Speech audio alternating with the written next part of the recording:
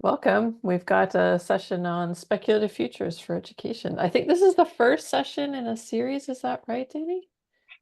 It's a series of two. A series of two. And Okay. if you attend this one, like they sort of build on each other, but not in a way that requires you to attend both. So today what we're going to be doing is creating future worlds. And then in the second session, we're going to be defining our identities within those future worlds.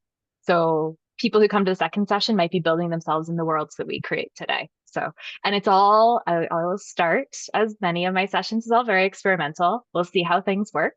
I'll ask for grace because things may not go the way that or they were planned, but if nothing else, I'm hoping we'll have fun and the ability to sort of be imaginative together for the next 2 hours. Uh, so I will paste a link to the slides in the chat one more time. We'll be using the slides to sort of co-design the worlds, and I'll walk through how we'll do that. But welcome, everyone. This is Speculative Futures for Education. I am Dani Dilkes. I am an educational developer focused on digital teaching at the University of Western Ontario in London, Ontario, Canada. I'm also a PhD candidate at the University of Toronto in Toronto, Ontario, Canada. And a lot of my work is about thinking about inclusive education and how we shape inclusive education, often through the lens of technology and the technological impact of different tools on education futures. I have in these slides occasionally used generative AI to generate some of my images. So here there is an image. It sort of looks like a bunch of nebula and planets with a hexagonal web in the middle. And this was generated by ChatGPT in response to the prompt, generate an abstract image depicting science fiction, speculative fabulation, and string theory speculative futures. And we'll talk about some of those terms in the session, but this is sort of some of the theoretical grounding of what we're going to do today. Um, as I talk, if people have questions, please use the chat. There'll be opportunities for people to raise their hands. I'm going to try and not make this as formal a presentation as possible. I want it to be very interactive. So please engage. Starting with historic speculation. So before we jump into speculation and thinking about the future, I want to think about how we thought about the future or the now in the past. So I invite you, if you're willing to share, what did you want to be when you grow up? Or when you were going, if we were going to be grammatically correct, when you were going to grow up, and how did you imagine yourself? So when you were younger, how did you imagine yourself now? And I'll give people 2, 3 minutes to think about these two questions. I'll also put them into the chat.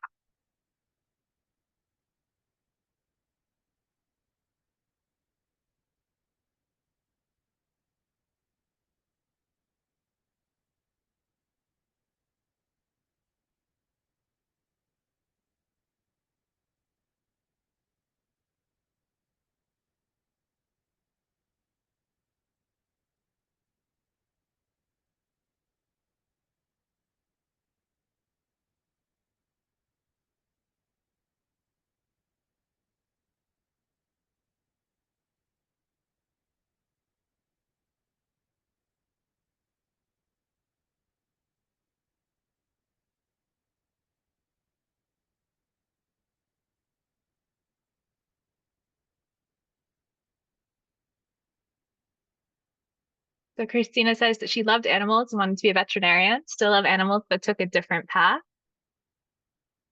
Veronica, I'm with you. Veronica says she might have had 10 different dream jobs as a child, ranging from veterinarian to FBI profiler. I changed majors my first year of university about 5 times, everything from astrophysics to women's studies to landing on computer science. So I'm very much with you, Veronica.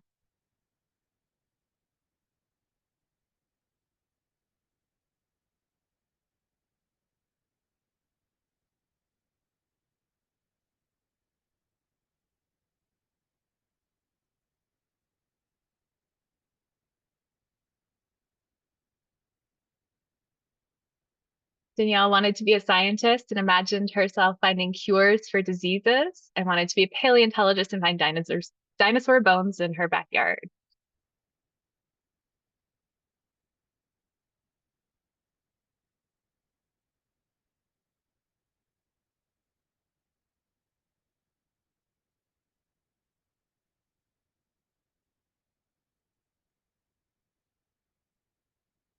Dani doesn't remember anything specific. We wanted something creative, maybe an interior designer.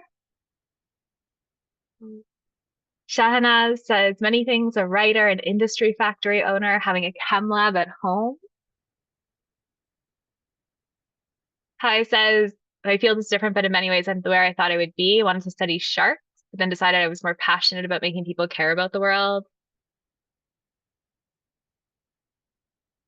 Mira says I wanted to know and learn a lot, travel around the world, and own a big, beautiful home. Good. So the point of this exercise is a few things. First, nostalgia, thinking back to who we thought we were going to be, but also to reinforce the idea that we all engage in speculation all the time. Speculation is a part of life. Speculation is a part of how we imagine ourselves, how we imagine the way that we engage in the world, and essentially how we shape our own futures and our own life. So for this session, I wanted to invite folks to engage in the way that is most comfortable to you. So as we go through, and I mentioned this already, there are some images in these slides. I will describe them if they contain important information. There will be lots of different ways to participate. So we'll be using the chat a fair amount. There will be opportunities for folks if they want to unmute themselves to chat. There are some terms in this. I tried to not get too deep into theory, but if there is terminology, I try to explain it. If I use a term and you're like, I have no idea what the heck she's talking about, tell me, I will explain it. I do make mistakes. And if in the session you're finding that your access needs are not being met, that you're not really able to participate in the way you want to, just send me a message and we will try and fix it as best we can. This is a 2-hour session, which I know is a lot of time, especially on Zoom. I have scheduled in 2 strategic breaks. They're breaks where I will actually be doing something to keep the session moving along. But I also invite you to take breaks whenever you need them. Stepping away is not a problem. If you're in a breakout room, just let your group members know that you're stepping away so they're not trying to talk to you. And as I mentioned, you're welcome to participate out loud in the chat or silently. When we do breakout rooms, there will be an option to go into a quiet room and to do some work on your own. But I do invite you, if you are going to speak out loud, if you raise your hand, just introduce yourself first so everyone can orientate themselves to who's speaking. And so our agenda today, and as I mentioned, this is going to be fluid. We might deviate, but our rough plan is we're going to start with something I call a game of what ifs. Then we're going to jump into actually exploring speculative fiction, looking at some examples of speculative fiction. I'll invite you guys to share some of your own examples if there are works of speculative fiction that you would like to share with everyone. Then we'll have our first break. Then we'll sort of dive deeper into speculative fiction, thinking about it as a methodology for something called worlding. So for shaping the future, for crafting worlds. And then we're going to spend a great deal of time today together worlding the future. So we'll work together to define what's important about a world. So what parameters do we care about? There will be a break after that, and then we'll actually create worlds. Today, we'll be focusing on creating 3 different worlds. So we'll be thinking about a dystopian world of the future, so sort of the darkest thing that could happen, a utopian world for the future, so the best things that could happen, and we'll find some middle ground in a plausible world for the future. We'll take a bit of both worlds and shape something that is maybe more likely than an entirely dystopian or entirely utopian world. And then finally, everyone will have an opportunity to look at the other worlds that were crafted and to weigh in on those. So most of our time today is just going to be creating worlds. So hopefully that's what folks are expecting on this Friday.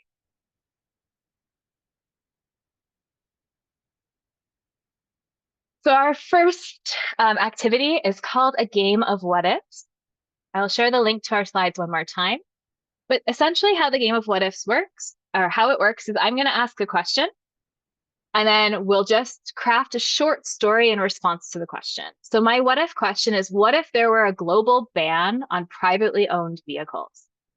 And your response can be anything to the very practical, which would be, there would be less car sales. Very practical response, probably accurate. Or it can be something very outlandish, like, then everyone will be invested in car sharing and we'll all have lots of money.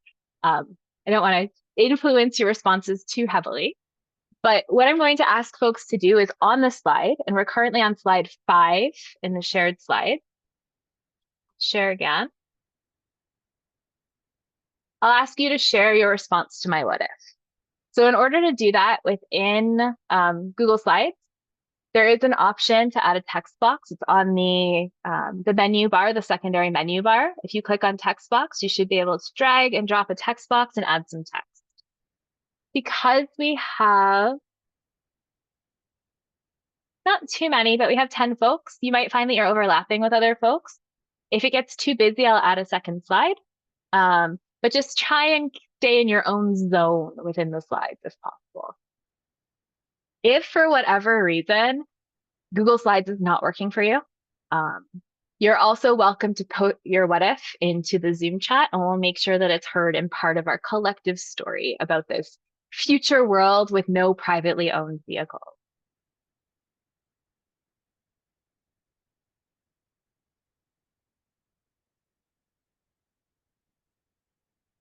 So to create the text box mirror, there's on the menu bar, there's an icon that's labeled text box. So if you're using a screen reader, it would read text box, or it's a small t and a large T. If you click on that and then drag on the slide, you should create a text box where you can edit.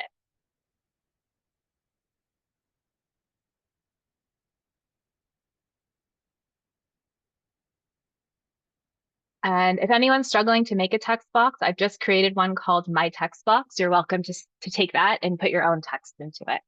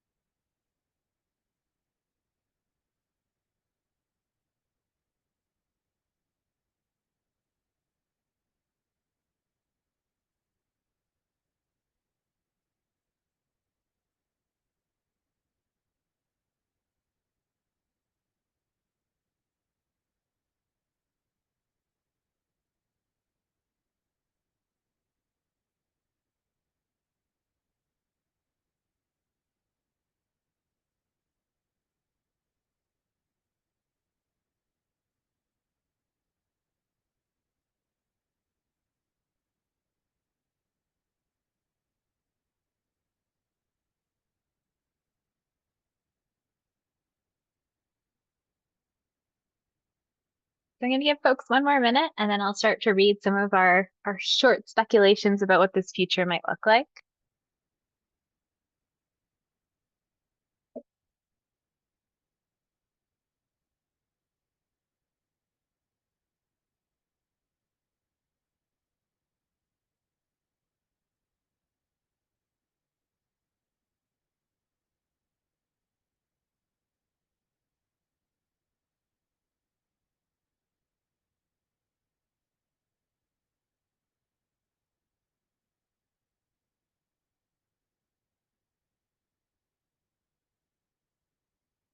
So I will read all of the responses, but my first observation is what's really interesting about this exercise is that some of these stories, these little microfictions about this future, are focused on systems.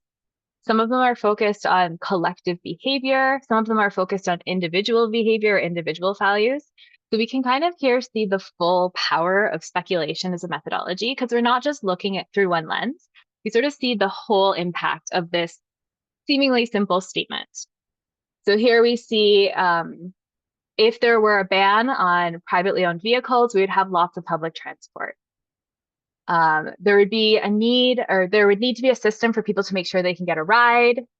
And here we see that the system might be corrupted in ways that force less advantaged people to pay more for using it. So we see sort of that social speculation.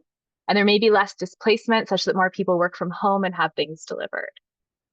See, I would expect that there would need to be massive changes to city planning, creating more micro neighborhoods that are walkable, which might only be possible in a reality where an authority can ban vehicles. There may also be an increased reliance on large central retailers like Amazon that can deliver essential products to individual citizens. We'd see fewer vehicle accidents, but those involving other means of transportation would naturally involve more injuries or death. People would need to be more intentional about their travel and may become more isolated. So again, that sort of individual behavior. I'd not feel bad for owning a car as I need one but can't afford to buy it.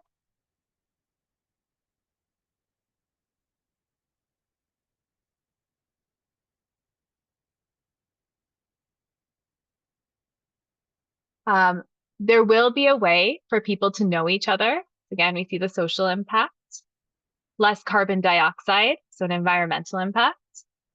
And we could democratize the street spaces to facilitate safer and more engaging transportation spaces. And I would have less run-ins with cars while bike commuting.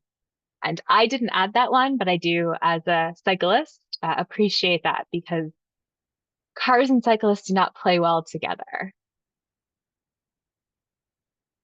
Um, so we'll leave this, but what I'd like to do is move into sort of a more collective game of what ifs, where I'm going to give everyone 3 minutes to come up with your own what if statement. And it can be anything you want that you think would result in sort of interesting speculation. I will paste a link in the chat where I'd like you to put your what if statement into a form. And then we're going to create a random generator so we can write some of these stories together. If the form does not work for you, you're welcome to either send me your what if statements directly or put it into the chat and I'll make sure it goes into our random generator. But we'll take 3 minutes. So on my clock, it's currently 1:20. Um, I will ask you to look at your own time zone. So we'll be hopefully have all our responses by 1:23. If anyone has any questions, please let me know.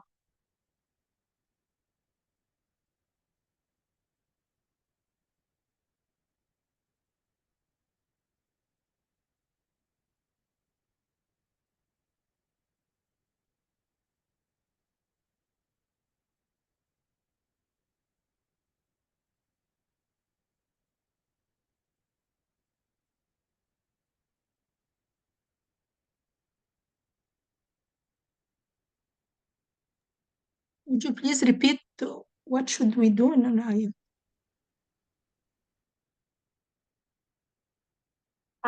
Yeah.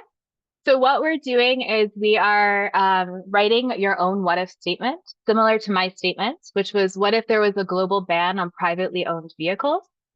And you'll be putting your what if statement into the form that I shared in the chat, which I'll paste one more time. And so your what if statement can be about any topic you think will be interesting. Okay, thank you. Mhm. Thank you.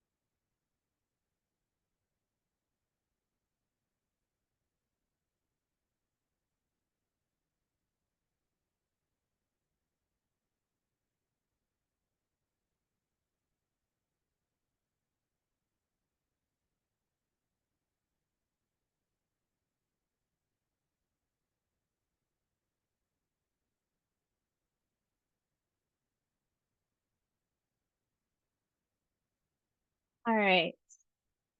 I think responses have stopped coming in.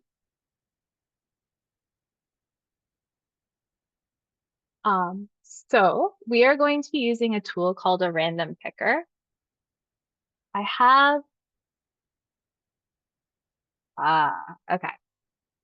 It won't let me paste the URL into the Zoom chat. So we are going to put the URL into our slide.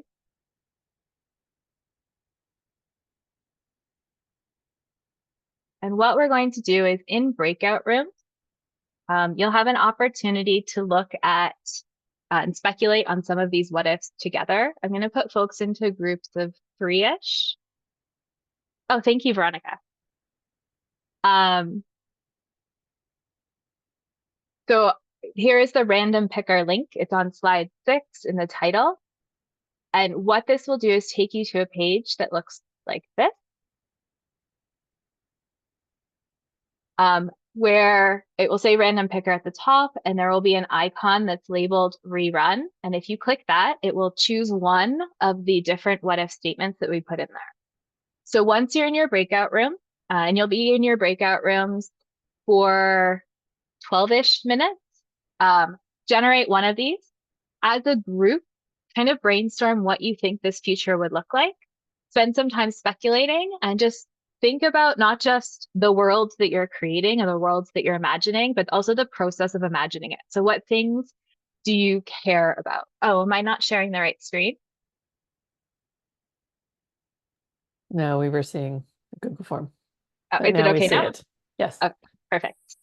Okay, so I will explain this one more time. So the random picker at the top, there will be an icon that is labeled rerun. It's at the top right. If you click on that, it will choose one of our statements that we had put into the form. So then in your room, you will go here. One person should share their screen or just go to the random picker and read the statement aloud. And then as a group, you'll brainstorm your response to what this world might look like. Each group, yes, Veronica, so each group might choose a separate item. In your groups, you'll have enough time to do 2 or 3 different what if statements, depending on how into the weeds you get with a statement. But it's the point of the random picker is that each group will have different things that they're thinking about. Are there any other questions?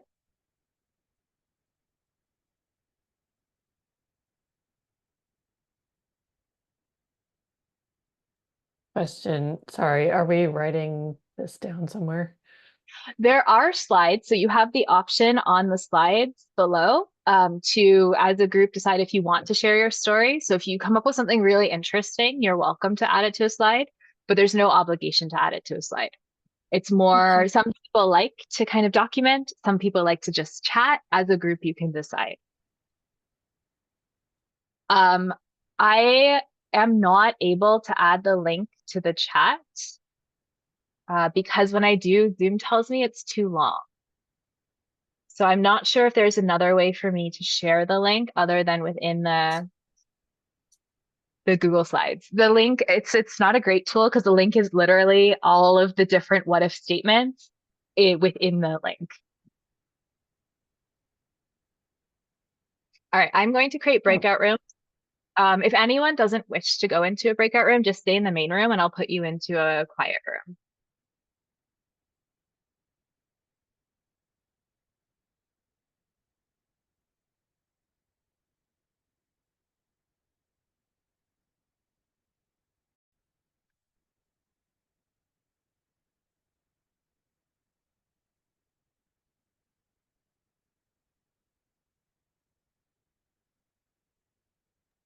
Welcome, everybody. Welcome back, everyone. I'm hoping that you sparked some imagination in your groups and there was good discussion. There are slides there if you do decide that you want to share them, but this was sort of our starting to think about speculation and what speculative fiction actually is. So now we're going to just talk broadly about speculative fiction. And I was talking to one of my colleagues today here. I work in a Center for Teaching and Learning. And I was telling him about this workshop and he said to me, isn't all fiction speculative? And Had to admit, yes, that was a really good point, that technically every piece of fiction is to some degree speculative. And if you look within a literary definition of speculative fiction, it will say it encompasses fantasy, and it encompasses science fiction, and it encompasses mystery, and it encompasses horror, because these are all things where we're speculating something is slightly different than reality. For us, we're going to take a slightly more narrow view of speculative fiction for this session. And essentially, we're going to think of it as fiction that answers what ifs about the future. And often speculative fiction does two things. It can often provide cautionary tales. So it can show us visions of the future that are really scary, and in some ways sparks us to change our behavior to prevent these undesirable futures. Or they can also be a source of critical hope. So they can spark inspiration in us to move towards a future that we think is an ideal or a goal for how we want the world to move. And so there's kind of two sides to what we're going to do. And when we get to the worlding activity, you'll have the opportunity to choose to either look on the dark side or the bright side. Some examples of speculative fiction, I just pulled a couple of random ones, but I wanted to share sort of examples of them to show how pervasive speculative fiction is.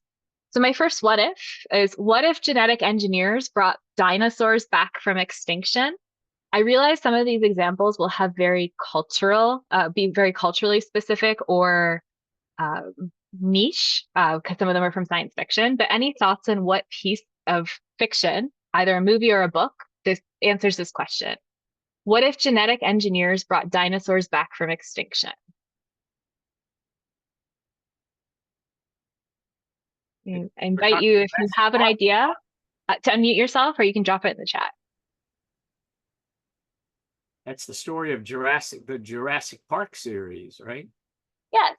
Movie series. So Jurassic Park was first a book, and then a movie series about an amusement park where they basically reanimated or kind of recreated dinosaurs.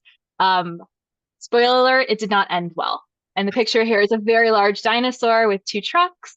The dinosaur's mouth is very open with very sharp teeth. All right, our next example, what if society embraced mass surveillance? And I will say a lot of speculative fiction could answer this question. So there is not a right answer, there's just the answer I was thinking of. But any thoughts on a piece of speculative fiction that answers the question, what if society embraced mass surveillance? George Orwell, 1984. Thank you, David. Oh, Minority Report, Veronica does as well. The video game with dogs in the title. I'm not sure what that is. But the piece of fiction I was thinking of was a novel written by George Orwell. I think it was written in 1948, and it was about 1984. And he imagined a world where there was totalitarianism. So there was a government that sort of dictated what everyone could do, and they were all being watched all the time. And the term Big Brother actually comes from this piece of work. So it said Big Brother is watching you. So if anyone's familiar with the reality TV show Big Brother, or the term Big Brother is watching you, this comes from George Orwell's work. Our next one, again, there's probably a lot of works that would answer this question. But the question is, what if we continue to prioritize capitalistic ideals?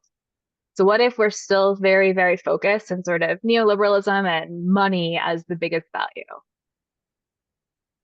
And again, there might be lots of right answers.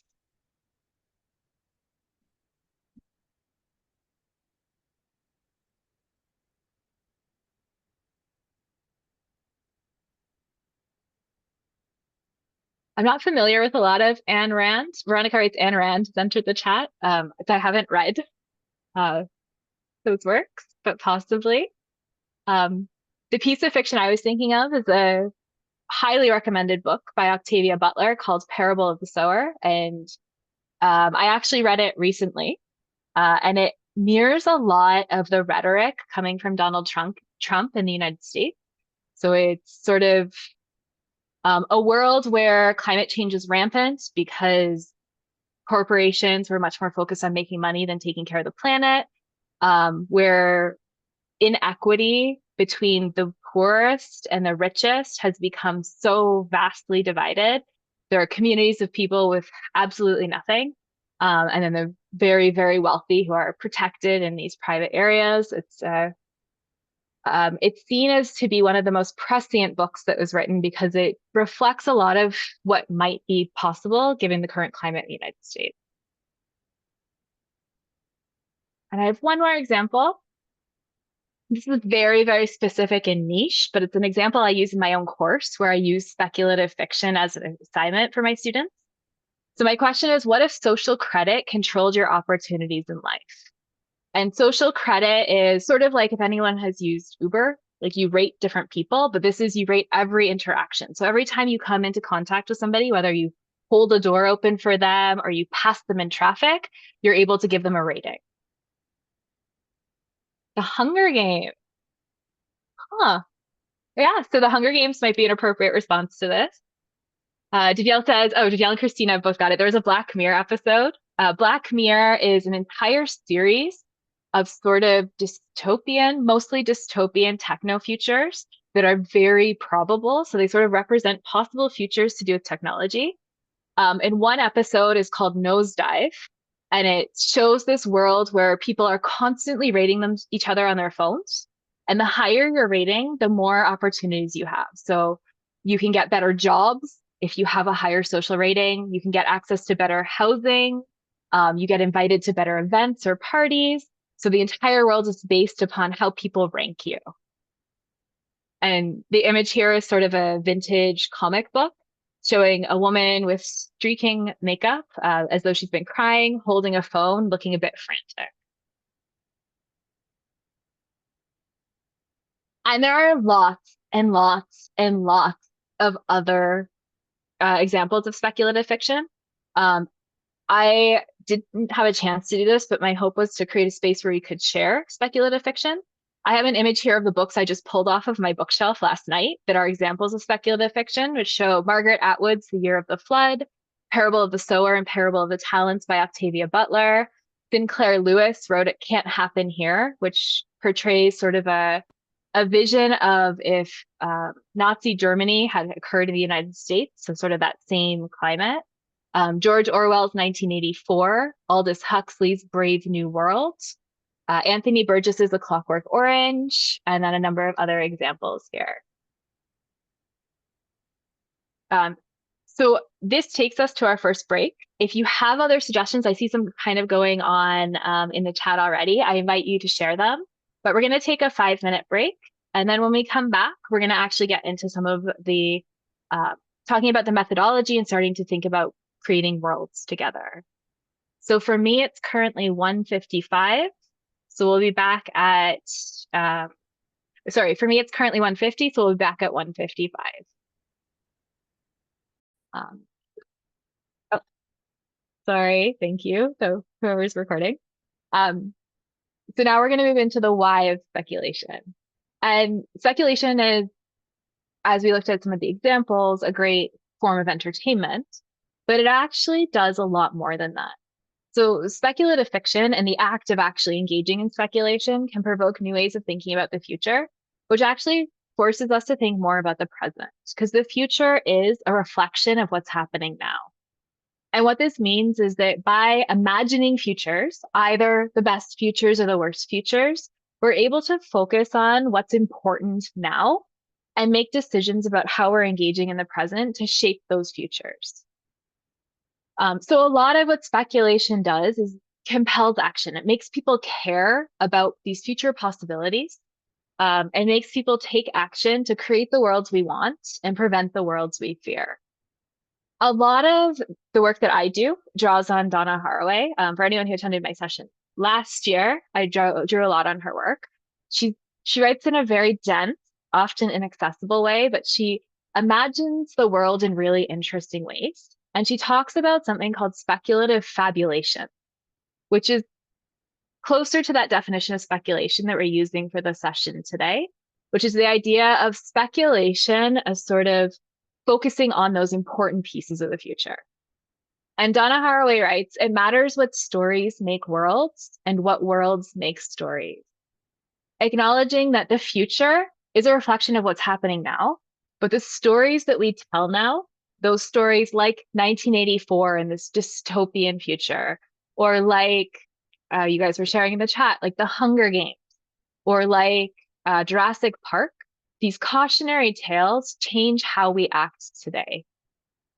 So this is part of the power of speculation and part of why it's a helpful methodology for us to actually have control, some control over what the future might look like.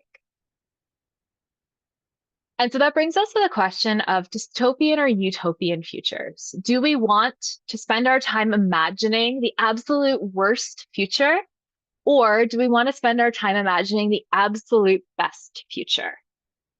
And in this session, and generally, I would argue both. Both dystopian futures and utopian futures serve very important purposes for this act of imagining the future. Speculations grounded in hope, so these utopian futures can offer us more liberatory visions of the future.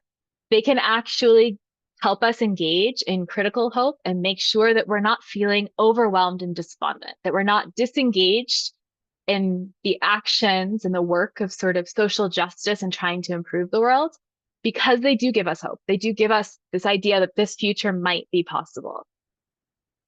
On the flip side, speculations or stories that are more dystopian, that are more grounded in skepticism, offer us critical engagement with contemporary ethical issues. So many of the examples that we shared are more along this line, this idea of imagining the darkest possible future. And that does serve a very important purpose because it compels us to prevent that future, to take action to not have that future. An example that I came across recently was there was a movie called Contagion, which was about a global pandemic. And it predated the COVID-19 pandemic. But as a result of that movie in the UK, they ordered more COVID vaccines because of what that movie conveyed. So there was actual real response and real benefit to this imagined future of this pandemic. And there are other examples of that, of how speculative fictions kind of impact real social action. And Danielle writes in the chat that she thinks it's important to gather evidence about what's going on and consequences resulting from circumstances similar to ours. And talking about Michael Moore. And I haven't seen a Michael Moore movie since Bowling for Columbine. But please, I welcome you to share more if you have more to expand upon that. Do you want me to say anything now? Just in the chat, just because I want to, I'll move to the next break and I'll invite you if you don't mind. Yeah. David asks, why do you think speculative fiction more is dystopian rather than utopian? And I think it's human nature. I did some work sort of in post-truth, and it is human nature that we are more drawn to stories that are dark, that show negative things. Like there's an actual physiological reaction to that people enjoy sort of like rubbernecking or like watching the bad things rather than watching the good thing. So that's why I think that we're more geared towards dystopian stories. So we are going to shortly jump into worlding, but I want to provide a couple of rules and frameworks for thinking about how we predict the future, starting with the 3 Ps of predicting the future, which are probability, plausibility, and possibility. And so probability has a lot to do with evidence, and it is related to the likelihood that something will happen based on scientific evidence. So for example, if I was to tell you tomorrow's weather report, technically that's a type of predicting the future, but it's fairly evidence-based. Another example is if we're talking about generative AI, it's very, very probable that somewhere in the world, a student will use generative AI tomorrow. So it's important when you're thinking about the future, but it's also not very interesting. Plausibility takes us a step further away from evidence, and it's not about the likelihood, but it's about the believability that something will happen based on what happened before and what's happening now. So an example of this is generative AI is going to be integrated into education practices. So most likely, globally, generative AI is somehow going to become a part of education, and that's very plausible. And our third P is possibility, which is the furthest removed from evidence. And so this is the potential for something to happen, even if it's not plausible. So this might be something like generative AI is going to completely replace teachers. Possible, but there's not a lot of evidence and there's not a lot of past experience to suggest this is what the future is going to look like. And so in our exercises today, we want to look more at what's plausible and what's possible. We're not engaging in the scientific act of future predicting.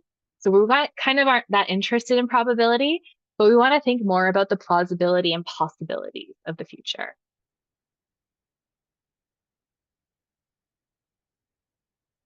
And I have a quote from Octavia Butler, who does a lot of this future work. And she asks, why? Why try to predict the future at all if it's so difficult, so nearly impossible? Because making predictions is one way to give warning when we see ourselves drifting in dangerous directions. Because prediction is a useful way of pointing out safer, wiser courses. Because most of all, our tomorrow is the child of our today. Through thought and deed, we exert a great deal of influence over this child, even though we can't control it absolutely. Best to think about it though, best to try to shape it into something good, best to do that for any child. And so I thought this summed up our why, our reason for being here much better than I could. And again, Octavia Butler wrote the series of The Parable of the Sower and The Parable of Talents and a number of other speculative works. Highly recommended. Octavia Butler also provided us with some rules for predicting the future. So a lot of her work was writing these works of speculative fiction, and she suggests that there are 4 things that we must keep in mind when we're predicting the future. So first, we need to learn from the past. So the way that we predict the future is look at what happened in the past. And I would add to this, we also want to look at what's happening in the world around us that might not actually be in our own current location. So there are things happening parallel in the present that we could also learn from. Second is being aware of your perspective. So we are all very biased by our own cultural context, by our own lived experiences, by our own social positioning. And that will impact how we see the future. Nobody in this room has all of the information they need to predict the future, which is one of the reasons that we're going to do this in groups, because collectively, our perspective as a group is much wider than our perspective as individuals. Next is count on the surprises. So predicting the future is not an absolute science. That is not our goal. There are things that are going to happen that we cannot account for. But the goal is to sort of imagine what could be possible and start thinking about what factors might influence that possibility. And finally, and I think this came out in the chat quite a bit, and was the basis of our what if experiment, respect the law of consequences. So when we think about the future, if one thing changes and we decide this one factor in the future will be different, we need to understand the trickle effect. So what else will change as a result of that one thing changing? There is a link in the slides to her article. It's very short. I do recommend it if you're interested in this, but she articulates each of these points very well.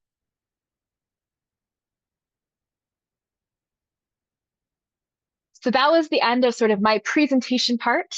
Fortunately, we're going to move to the you guys doing all the work part of our workshop today. And our first step is defining the future. So what I'd like to do is start thinking about that idea of building on history and thinking about what do we care? If we're trying to imagine the future, specifically the future of education, what do we care about? What factors are going to impact education in the future? And your answer to this question will be based on most likely, what is impacting education in the present and what impacted education in the past. So on slide 28, I've put a number of text boxes, and I want us to add questions about the future. These are the questions that you think are most important to answer in order to understand what the future of education might look like.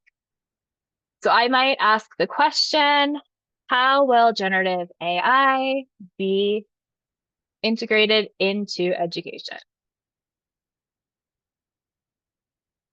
And that's one of the things that in my world, I think it's really important for us to think about this in order to understand what education might look like in 5 years or in 10 years. Right now, you're not going to answer these questions. That's going to be our next activity. But right now, I want you to take 3 to 5 minutes to think about what questions are the most important questions for us to answer right now. I invite you on this slide to select one of the boxes and type your question. When you select a box, or when somebody else selects a box, I'm going to use the anonymous Dumbo octopus as an example. The box will indicate that somebody else is typing in there. There will be highlighting around it and a name. So just make sure you're choosing a box without somebody else already being in that space. If this slide does not work for you, if you can't add to it, please use the chat and I will add your question to the slides.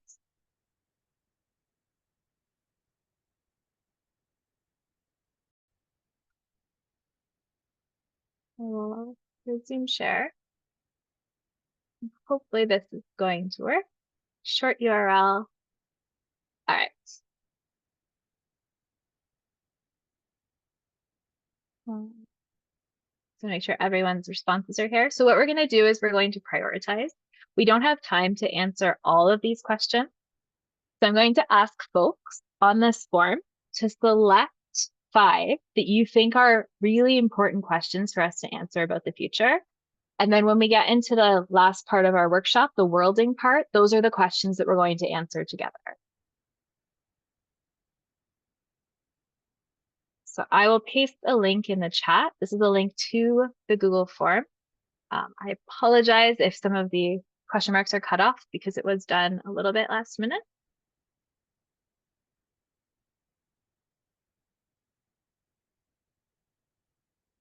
And so in that form, you should see I've copied over all of the questions that were put into our shared slides, and you should be able to select multiple of them. I'm going to ask you on our system to choose 5 that you think are the most important.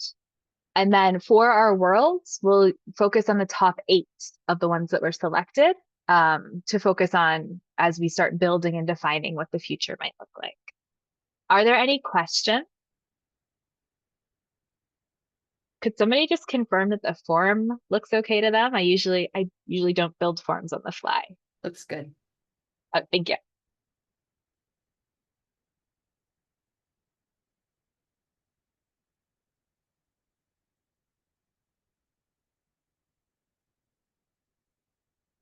And once you filled in the form, we'll be moving into our next break. So you're welcome to step away and we'll regroup at 2:25 my time. So thank you for your thank you. Thank you for your patience. This was meant to be a little bit on the spur, so thank you for working with me as I did this. Some of the questions I did have to reword because some of the questions were framed as specifically looking for the hopeful future. And because we're going to be doing, we're going to be creating 3 future worlds, I had to change the question to allow for the negative future.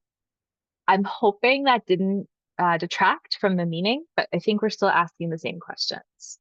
So the questions that we've ended up with here are, how will generative AI impact students' critical thinking and their creativity with AI? Who, again, sort of on the fly, who will we make quality education and training accessible to? Who will define what knowledge and skills development will be prioritized in universities? How will the role of educators change with AI? How will climate emergencies impact access to education? How will student success be defined? How will students' skill, confidence, and tenacity change as a function of Gen AI or large language model tools? And with the use of AI, how could students apply ethics in their work? So it's very clear that one of the things that we collectively are most focused on is generative AI, because a lot of the questions focus on that. But these are sort of the questions that receive the most votes in terms of how we think about the future. So we'll be moving into the very last part of our workshop today, which is actually called worlding. So we'll be creating worlds in response to these 8 questions. The way that we're going to do this is you will have a choice. I will open up 4 breakout rooms. There will be one called dystopian future. There will be one called dystopian. There will be one called utopian.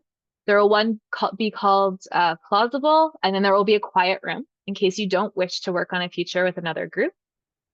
Once you're put into your breakout room, you will answer those questions about your future, and you'll have 25 minutes to work on this. There are slides in our shared slide deck where you'll be able to answer those questions. And there's also a blank slide where if you guys are feeling collectively creative, you're welcome to add images or other media to not just put a text representation of your future, but a visual representation of your future.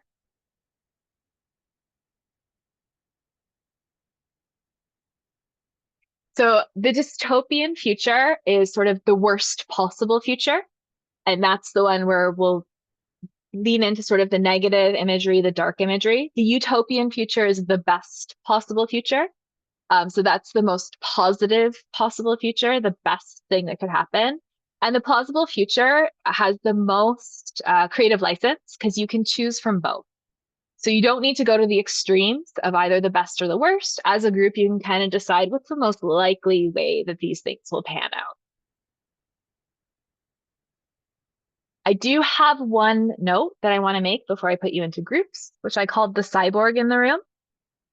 I invite you, if you are a person who uses generative AI to help you with your creative work, to use it for your welding. But before you do, make sure that you have a conversation in your room to make sure everyone's comfortable with its use and everyone is aware that it's being used. I also will ask that on your slides, you just indicate that you use generative AI, both to give respect to sort of the data that fed that generative AI and to acknowledge your non-human partner in creating your world. Here I have an image, which I asked ChatGPT to generate a picture of a cyborg elephant in a classroom, reflecting the phrase, the elephant in the room. And it shows a classroom of school-age children with a cyborg elephant in a glass cage and a teacher pointing to it. On the slides are broken into 3 sections. So the dystopian future slides are slides 33 through 36. Slide 34 has the 8 questions you'll be answering. Slide 35 is a place where you can add images, media, or text for your world. And slide 36 is where you can put the author name, if you do use any references or have any other media you're using, and where you can indicate generative AI use. Similarly, the utopian future is slides 37 through 40, and the plausible future is slides 41 through 44. Before I open up the breakout rooms, does anyone have any questions? And you're welcome to use the chat or just unmute yourself and ask. Do we get to choose the room or they will be assigned to us? You will get to choose the room. So I'll open up the rooms and either, depending on your Zoom, either it'll pop up and allow you to choose the room, or on your Zoom menu bar, you might need to click on breakout rooms to be able to choose your room.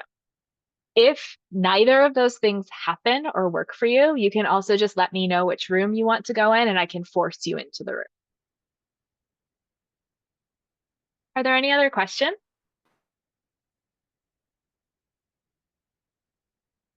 All right, I will open the rooms and invite you to choose your future. I haven't had a chance to look through everyone's world, but it looks like there was a lot of thought going into answering these questions. we are coming to the end of our time together. So I was hoping to have time where people could kind of take a look at the other worlds. I will invite folks to do that after the session. So sort of asynchronously, just to take a look at how the dystopian world was envisioned, how the utopian world was envisioned, and how the plausible future was envisioned. But I actually want to open this up to not thinking about the worlds that you created, but briefly with our last couple of minutes together, thinking about the process of creating these worlds. So how did it feel to imagine your worlds? And what were you kind of focused on? And what did you find important in that? Does anyone want to share sort of the process and the feeling of worlding? I think it was very relaxing, very cathartic. Hi, this is me. Sorry. So it was like, oh, since we are in utopian world, you know what? I don't have to make it in a degree that we will slowly get better. No, we are better because it's utopian world. So anything was possible in a very positive way. I feel so much better mentally. Like, it was a stressful day, but after creating that utopian world, I just feel light as a feather. So yeah, thank you. Wow, I'm glad to hear that. And the positive impact of imagining the utopian future. Did anyone else working on the utopian world or the plausible future have sort of similar reaction or a different reaction?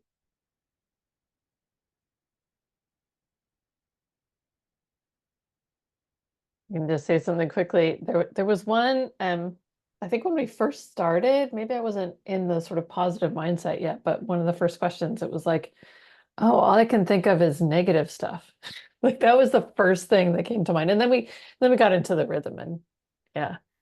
Exactly. When we started, the first question I looked at and I was like, wow, it's a lot harder than I thought it would be. Yeah. So I agree with what you just said. Yasser and I ended up working on the dystopian world, and we had a bit of the opposite. We were like, well, here's how we could make it better. And then we were like, but we have to make it bad. So it's hard, but it is an interesting exercise. All right, we have reached the end of our time together. I'm not going to reshare my slides, but if you're interested in continuing the conversation, on July 18th is the follow-up session. Again, folks can come to that who didn't attend this one, but essentially what we'll be doing is revisiting the worlds that we created, but then defining who we will be in those worlds. So a part of this is an exercise in agency where a lot of the generative AI conversation, people are thinking the worst possible future and they feel totally despondent, like everything's going to be bad, but we lose track of the fact that we still have control over who we are and how we act in those worlds. So what we'll be doing on the 18th is defining those things. We'll be writing letters to ourselves about who we are going to be in this dystopian world, in this utopian world, or in this plausible world. So thanks a lot for joining and for sticking with us through the experimental flow of this session. There is a feedback form in the chat. Please do fill it out. Let us know how we can make the session better, because I'm always open to feedback. And otherwise, I hope to see lots of you on the 18th. Great. Thank you so much, Dani. Thank you. Oh, and thank you to Christina and Yasser for your Zoom support and facilitation support.